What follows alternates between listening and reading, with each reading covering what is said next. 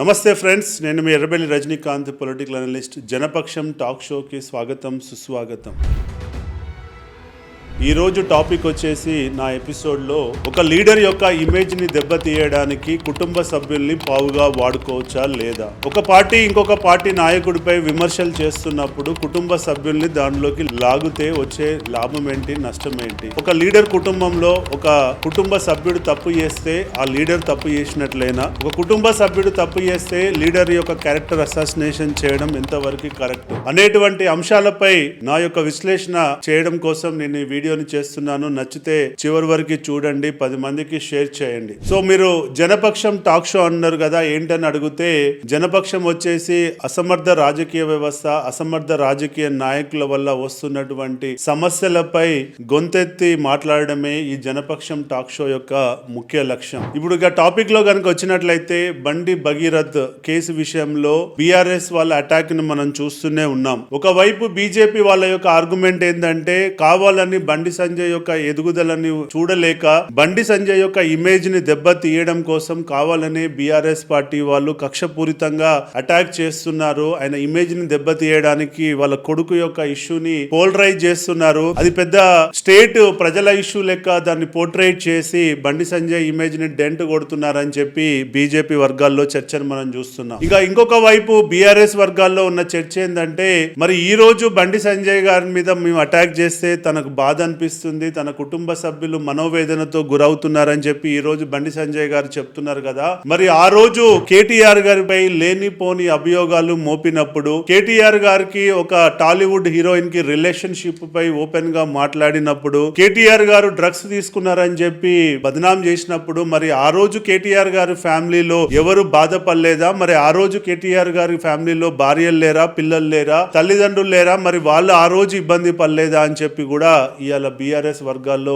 మనం ఒక చర్చను చూస్తున్నాం. ఇవాళ బండి సంజయ్ గారు ఆ రోజు మమ్మల్ని ఇబ్బంది పెట్టారు, ఆ రోజు మా కుటుంబాలు ఆవేదనతో గురయ్యాయి, కాబట్టి ఈ రోజు మేము కూడా బండి సంజయ్ గారి కొడుకు విషయంలో మేము అదే అటాక్ చేస్తున్నాము, మరి వాళ్ళు ఇబ్బంది పడితే మేమేం చేయాలని చెప్పి కూడా ఆర్గ్యుమెంట్ మేము చూస్తున్నాం. సో ఓవరాల్ గా ఇక్కడ మనం చర్చించుకోవాల్సింది ఏంటంటే, రాజకీయాలలో విమర్శలు ఉంటాయి, ప్రతి విమర్శలు ఉంటాయి, కానీ లిమిట్స్ ఏందన్నది పెద్ద డిస్కషన్. సో మనం ఏ బౌండరీ లైన్ గీసుకుంటే ఒక రాజకీయ వ్యవస్థ ఆదర్శవంతంగా ఉంటుందనే దానిపై నా విశ్లేషణ చెప్పడం కోసమే నేను ఈ వీడియోని చేస్తున్నాను. సో బేసికల్ గా మనం ఒక ప్రజానాయకుడుగా ప్రజల్లో ఉన్నప్పుడు, ప్రజానాయకుడుగా ప్రజల పాపులారిటీ ఉన్నప్పుడు, ఇవాళ ఆ ప్రజానాయకుడిని కుటుంబాన్ని అడ్డు పెట్టుకొని కొట్టడం అన్నది కరెక్ట్ కల్చర్ కాదు, కరెక్ట్ సాంప్రదాయం కాదు అన్నది నా యొక్క ఉద్దేశం. ఇవాళ ఏ లీడర్ ని కూడా మనం ఇవాళ ఒక కుటుంబంలో ఉన్న లోపాలని ఎత్తి చూపి, ఆ కుటుంబంలో ఉన్నటువంటి చిన్న చిన్న సమస్యలను ఎత్తి చూపి ఆ లీడర్ ని దెబ్బతీస్తాము అని అంటే అది మంచి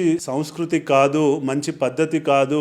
ఇది దీనివల్ల సమాజానికి నష్టం, ప్రజలకు నష్టం అన్నది నేను చెప్పాలనుకుంటున్న పాయింట్. మరి మీరు ఏకీభవిస్తారా లేదా నాకు తెలియదు. మీ అభిప్రాయాన్ని కూడా తప్పకుండా కామెంట్ రూపంలో తెలియజేయండి. ఎందుకంటే లీడర్ వేరు, కుటుంబం వేరు. ఇవాళ మన జీవితంలో మనం ఆలోచించినట్టు మన తమ్ముడు ఆలోచించడు, మన అన్న ఆలోచించడు, మన అక్క ఆలోచించదు. ఇక మన పిల్లల విషయానికి వస్తే ఇంకా డిఫరెంట్. కాబట్టి ఇలా ఒక లీడరు తను తప్పు చేస్తే మనం ప్రశ్నించాలి తప్ప, మనము ఎదిరించాలి తప్ప, తనని రాజకీయంగా ప్రశ్నించాలి తప్ప, కుటుంబంలో చేసినటువంటి ఒక వ్యక్తి యొక్క లోపాలను తీసుకొచ్చి ఇలా లీడర్ ని అటాక్ చేయడము, లీడర్ యొక్క క్యారెక్టర్ ని అసాసినేషన్ చేయడము తప్పు. అంటే ఇందులో నేను చెప్పాలనుకుంటుంది, ఆ రోజు బండి సంజయ్ గారు లేనిపోని విమర్శలు చేసి కేటీఆర్ గారిని, వాళ్ళ కుటుంబాన్ని మెంటల్ గా హరాస్ చేయడం కూడా తప్పే ఆ రోజు. ఈ రోజు బీఆర్ఎస్ కూడా బండి సంజయ్ గారి మీద చేయడం కూడా తప్పే. సో ఓవరాల్ గా ఈ రెండు పార్టీలు వాళ్ళు తప్పులు చేస్తున్నాయి, ఇద్దరు లీడర్లు తప్పులు చేస్తున్నారు అన్నది ఇక్కడ గమనించాల్సినటువంటి విషయం. ఇలా చేసుకుంటా పోతే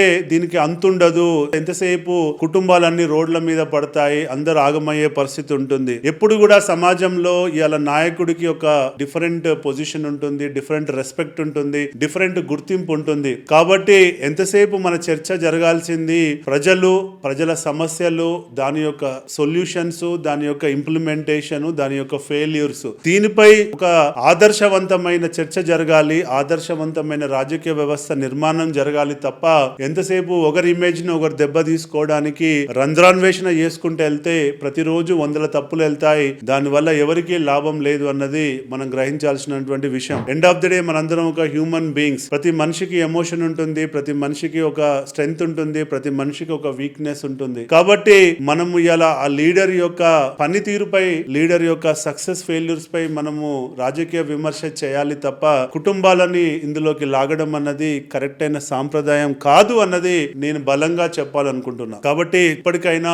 ఇలా 2 కుటుంబాలకు కాదు, ఇవాళ ఈ రాష్ట్రంలో కొన్ని వేల మంది నాయకులు ఎంతో సాక్రిఫైస్ చేసి వాళ్ళు ఇవాళ ప్రజా జీవితంలో, ప్రజాక్షేత్రంలో ఉన్నారన్నది మనందరం గ్రహించాలి. ప్రతి ఒక్కరూ రాజకీయాల్లోకి వస్తే డబ్బు సంపాదించుకుంటారని అంటారు, కానీ డబ్బు సంపాదించుకున్న వాళ్ళు 10% అయితే ఈ రాజకీయ జీవితంలో డబ్బు పొడగొట్టుకున్న వాళ్ళు ఇలా 90% ఉంటున్నారు అన్నది మనందరం గ్రహించాలి. ఇలా రాజకీయాల్లోకి వచ్చి అటు కుటుంబానికి దూరం అయ్యి, ఇటు డబ్బు పొడగొట్టుకొని బిజినెస్ లకు దూరం అయ్యి అల్లాడుతున్న వాళ్ళు ఎంతో మంది ఉన్నారు ఇలా వ్యవస్థలో. కాబట్టి ఆ 10% ఆఫ్ ద పీపుల్ వెల్త్ ను చూసి, వాళ్ళు చేస్తున్న విధానాలను చూసి మిగతా వాళ్ళందరినీ జనరలైజ్ చేయొద్దు, మిగతా వాళ్ళందరినీ మనము అదే కోణంలో చూడొద్దు అన్నది నేను చెప్పాలనుకుంటున్న పాయింట్. ఇప్పటికైనా యంగ్ లీడర్స్ అయినటువంటి రాష్ట్రంలో ఉన్న నాయకులు ఈ రాజకీయంలోకి కుటుంబాలను లాగే సాంప్రదాయానికి చెక్ పెట్టాలి, మీరు ఒక ఆదర్శవంతమైన పద్ధతిలో ఉండాలి అనేటువంటి విషయంలో మనస్ఫూర్తిగా కోరుకునే వ్యక్తిగా ఈ వీడియోని చేస్తున్నాను తప్ప మిమ్మల్ని విమర్శించాలి, మీరు చేస్తుంది తప్పు అని చెప్పడం